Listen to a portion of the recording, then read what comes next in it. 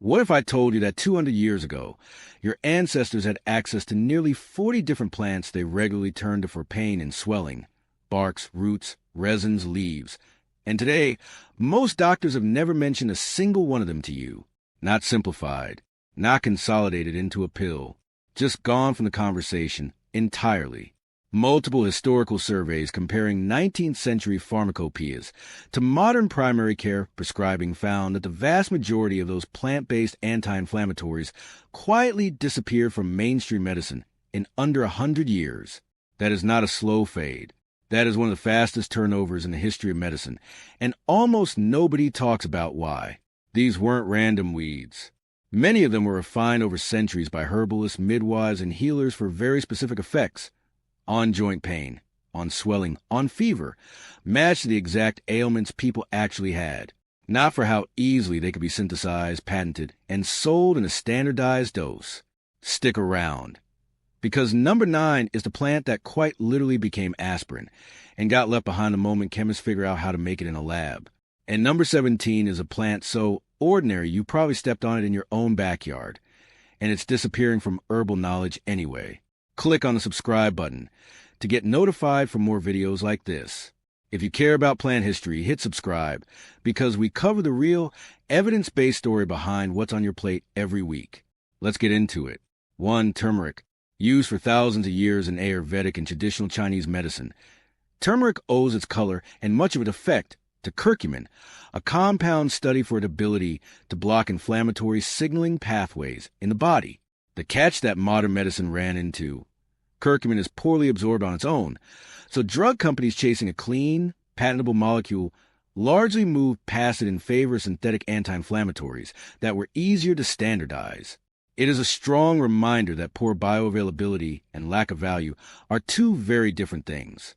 Today, supplement makers pair curcumin with black pepper extract to solve exactly that absorption problem. 2. Ginger. A cousin of turmeric.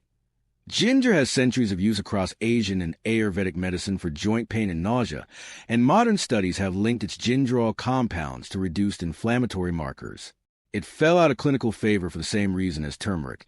It's a whole food, not an isolable single-molecule drug, which makes it hard to patent.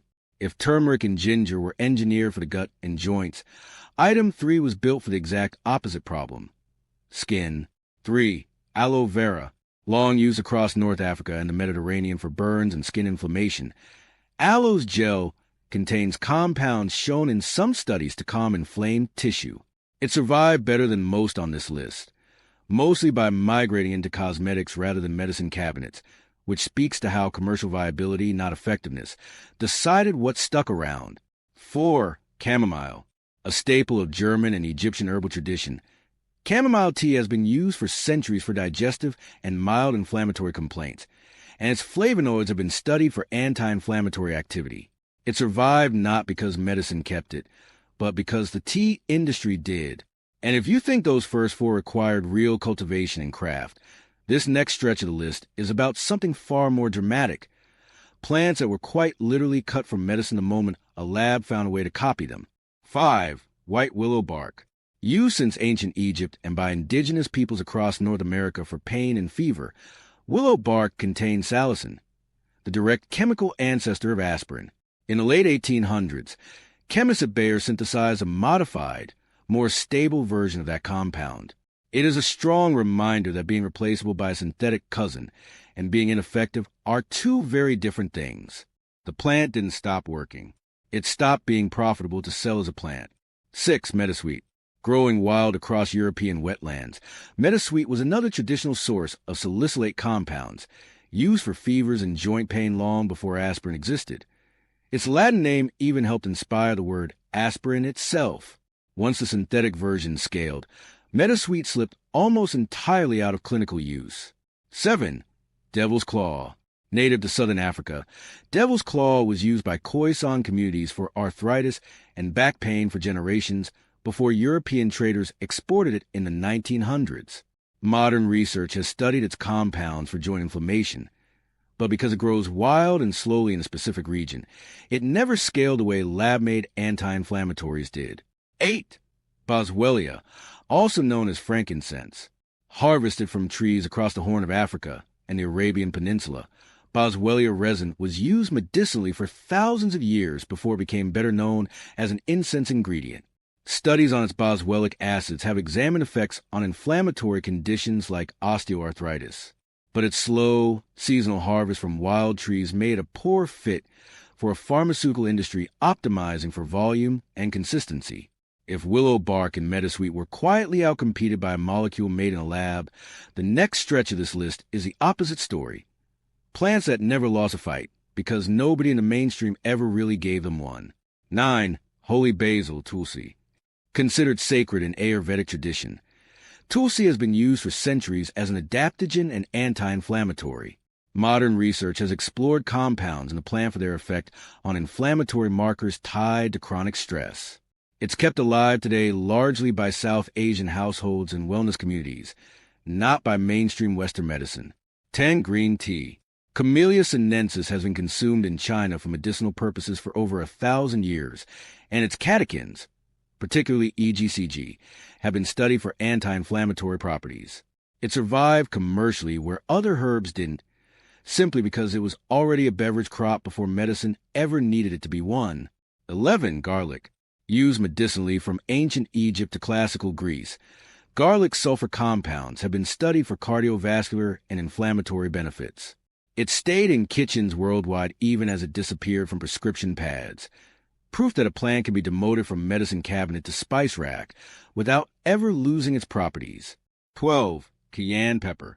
Indigenous to Central and South America, capsaicin, the compound that gives cayenne its heat, has long been used topically for pain and inflammation, and it's still the active ingredient in many over-the-counter pain creams today. It's one of the rare plants that pharmaceutical companies didn't abandon. They just extracted it and put it in a tube. 13. Rosemary.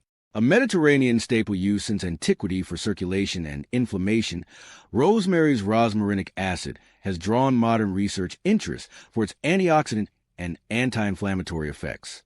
It survived the same way garlic did, as a kitchen herb hiding in plain sight. And if these 5 held on by disguising themselves as food, the next stretch of the list is made up of plants that held on by disguising themselves as nothing at all, the ones so plain-looking that nobody thought to protect them. 14. Licorice root. Used in Chinese, Greek, and Egyptian medicine alike. Licorice root contains glycyrrhizin, a compound studied for its anti-inflammatory effects, particularly for digestive and respiratory inflammation. It fell out of mainstream use partly due to concerns about blood pressure with heavy, unsupervised use, a legitimate safety issue, but one that also gave the pharmaceutical industry an easy reason to move on rather than study safer dosing. It is a strong reminder that a need for careful dosing and a lack of real value are 2 very different things. 15. Cat's claw. Harvested from a woody vine native to the Amazon rainforest, cat's claw was used by indigenous communities in Peru for generations to treat joint pain and swelling. It has been studied more recently for compounds that may influence inflammatory pathways. Because it only grows wild in specific rainforest conditions, it never had a shot at industrial-scale cultivation. 16. Cloves. Native to Indonesia and traded along ancient spice routes, cloves contain eugenol, a compound with documented anti-inflammatory and analgesic properties, which is exactly why dentists still use clove oil for tooth pain today. Beyond dentistry, though, its broader anti-inflammatory use faded from general medicine, kept alive mostly in kitchens and traditional remedies rather than clinics. If licorice and cat's claw survived because someone in a rainforest or an herbalist shop kept using them anyway, the final item on this list survived for the opposite reason. It never needed protecting, because almost nobody realized it needed protecting at all. 17. Plantain leaf, not the banana relative, but the low, unassuming weed, Plantago major, that grows in lawns, sidewalk cracks, and vacant lots almost everywhere in the world. For centuries, across European, Native American, and Asian folk medicine alike, crushed plantain leaves were pressed onto cuts, stings, and inflamed skin as a first response, long before anyone had a name for the compounds doing the work. Modern research has looked at allantoin and flavonoid content for wound healing and anti-inflammatory activity. It never made it into a single major pharmaceutical product, and it never will, because it's not rare, it's not exotic, and it's not ownable. It grows for free. And in an industry built around scaling and selling, grows for free isn't a feature. It's disqualifying. If you're seeing the pattern here, it's this: almost none of these plants faded from medicine because they stopped working. They faded because 20th century pharmaceuticals optimized hard for a small set of traits: consistent dosing, patentability, shelf life, mass production, and everything else got quietly dropped from the conversation. That's not a conspiracy. It's just what happens when an industry scales for logistics instead of tradition. None of this means you should replace a prescribed treatment with a backyard weed. Always talk to a doctor before changing how you manage real inflammation or pain, especially if you're on other medications. But it's worth knowing that a lot of what we call alternative medicine today used to just be called medicine, full stop, before an entire category of it got sorted by what could be sold in a bottle rather than by what actually worked. If any of these surprise you, let me know which one in the comments. And subscribe if you want more of these hidden history breakdowns.